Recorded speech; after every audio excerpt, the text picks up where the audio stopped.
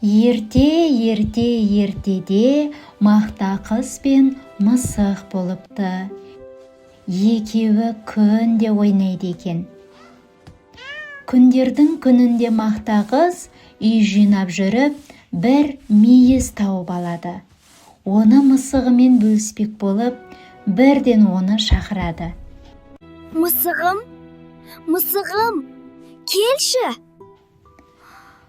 Маужырап ұйықтап жатқан мысық ұйқысын қимай мақта қызға бармайды.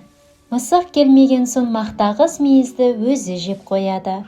Мені неге шақырдың?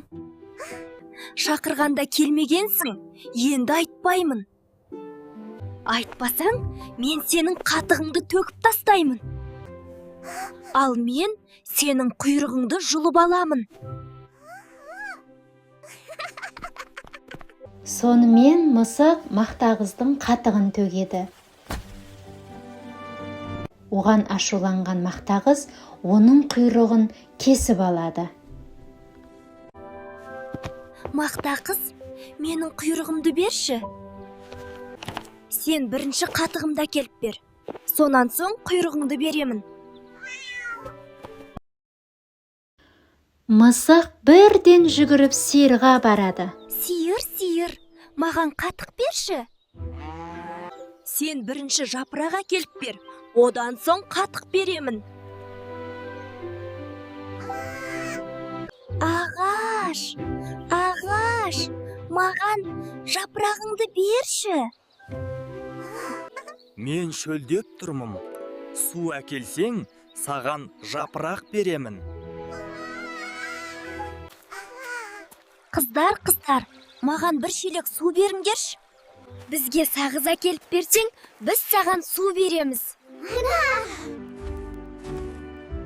Дүкенші, маған сағыз берші. Сен маған бір себет жұмыртқа әкеліп бер, сосын саған сағыз беремін.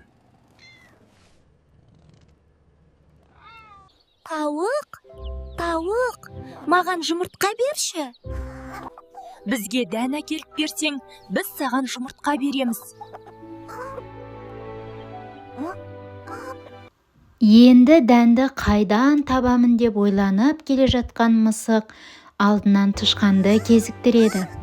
Жаныңдың барында айт, үйіңде не бар? Үйімде бір табақ тары бар. Егер аман қалғың келсе, маған бір уыс тары бер. Қатты қорыққан тышқан үйіндегі бір табақ тарыны мысыққа береді. Мысық тарыны апарып тауыққа береді. Тауық оған жұмыртқа береді. Жұмыртқаны апарып дүкеншіге береді. Ал дүкенші мысыққа сағыз береді. Сағызды апарып қыздарға береді. Қыздар мысыққа шелек толы су береді.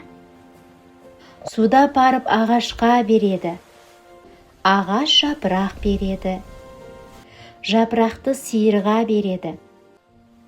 Ал сиыр мысыққа қатық береді. Қатықты апарып мақта қызға береді. Мақта қыз мысықтың құйрығын қайтарып береді. Осылай екеуі достасқан екен.